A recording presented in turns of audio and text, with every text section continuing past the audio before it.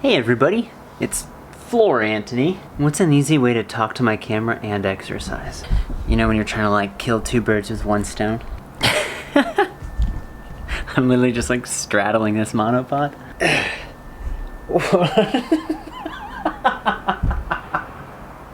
I'm committing to it. I'm gonna zoom in. Alright. I have to hide my screen. I can't look at myself do this.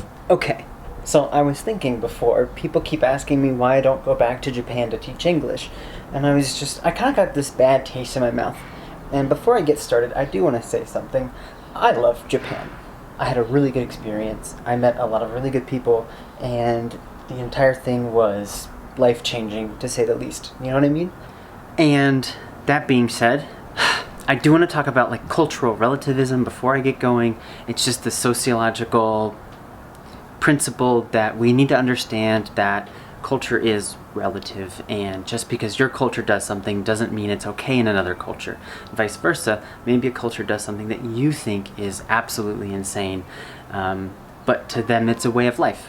Christianity would be a great example. You know how many cultures think it's weird that a man says a prayer, a glass of wine becomes the literal blood of Christ, and everybody drinks it together.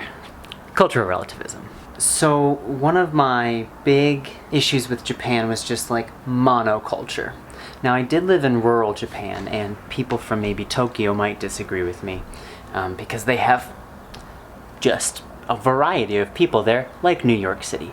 I also learned that 30-ish% of people in New York were not born in the United States. That's incredible. And I'm from Ohio. But a great example of this in Japan is the fact that almost every woman has bangs. Imagine in America if just every woman had the same haircut with very little variation. I mean, I know Asian hair is typically very uniform, right? It's almost all really, really dark brown or black hair. I get that, but the same bangs on the entire population. It's cute, don't get me wrong, I enjoy it. It's just everybody? And take that with so many different things that can be seen in dating culture or, dating norms, stuff like that. That would be a good example, particularly in the less liberal places. And this also extends to other parts of Asia in my experience. And I don't know, it's just when you want to experience something new and different, it's difficult to experience that in a place where everything is generally speaking the same. Even 7-Eleven, right? They're the same store, and they every other block has it across Japan. Just imagine having literally a uniform store that between 7-Eleven and Family Mart and Lawson's, you're always within 300 meters of one. They always have the same relative stuff, and it's across your entire country. Now, if you ask my students, they'd say I love Japan because it's convenient, and don't get me wrong, it is convenient and it is wonderful that they have all of those convenience stores. It just sucks that they're just so consistent. That's what it is. And then there's, the obvious English ability in Japan is not very strong, so it's just difficult to find people to communicate with if you don't speak Japanese. So many people are well, why didn't you study Japanese? It takes years to be conversational in Japanese.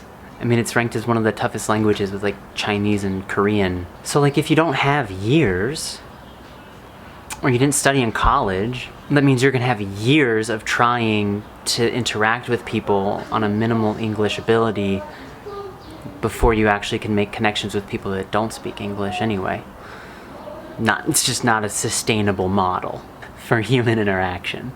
That also being said, Japanese people are very shy. I didn't meet one Japanese person that said that their English ability was good. Every single one of them says, oh no, I'm not very good at English, which is just an observation. I don't think that really changes my opinion.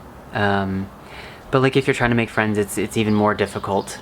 Even if they do have good English, there's still, it's a shy culture. There are people that aren't shy. Absolutely. It's just an added factor. And that's what all these are, right? They're just little straws on the camel's back, I suppose. It's also like terribly hard for me to be vegan in Japan. My town, nobody knew what a vegan was. They basically had to compare me to monks. Yikes. And then Japan, like, why are all of your buildings just gray and brown? Like, you see this? See that? That's the color blue, Japan. And that can be yours. That being said, my coworker put it this way. He's like, Japan is just not a romantic country. In the way that maybe like France typically might be, or Italy, with just the architecture of regular buildings. You have to go to temples and shrines if you want that sort of experience. Down dog. Down dog.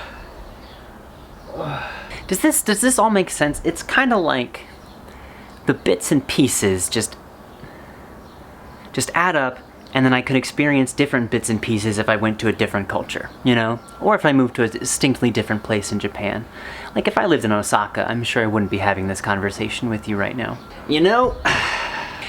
Also, something that I have confirmed on multiple levels, it's really unfortunate, but I'm gonna use the word elitist. Like Japan believes that they're safer than the other countries in Asia. They believe that they have the best food in Asia. Their air is cleaner than other countries in Asia. They have less like litter than other parts in Asia. And while some of those are true statistically, I just heard a lot of people say it as like, oh no, I don't want to travel to this country because it's not safe to travel there. And we're not talking about North Korea. You know, we're talking about like Thailand. So that's really sad. Many of the people I met were just, I guess they'd kind of like shut out other parts of the world due to that, you know. And that's, nobody wants that. And it's just and it's just sad. You know, why am I talking about this? It's just I'm just really thinking about what to do next, and I need reasons, like pros and cons. I can easily rattle off pros of Japan. One, the history is amazing, and temples and shrines are awesome to visit, and they have beautiful nature. If you get to the right places, it's just an incredible country. They're really spread out, so there are big differences between the culture up in Hokkaido and down in Okinawa. Tokyo is one of the biggest metropolises in the world. Like, whatever you want to do in that place, you can find it. Anime, J-pop, Kyari Pamu Pamu, and just extremely kind people there, right? They say, I'm sorry, thank you, and excuse me habitually. And you go to a place like China, and they just don't use that language. So it's more comfortable for someone coming from America. Is that what people do? Like, when you think about where you want to move, do you just like sit on the cons a lot? I don't know if I have another option.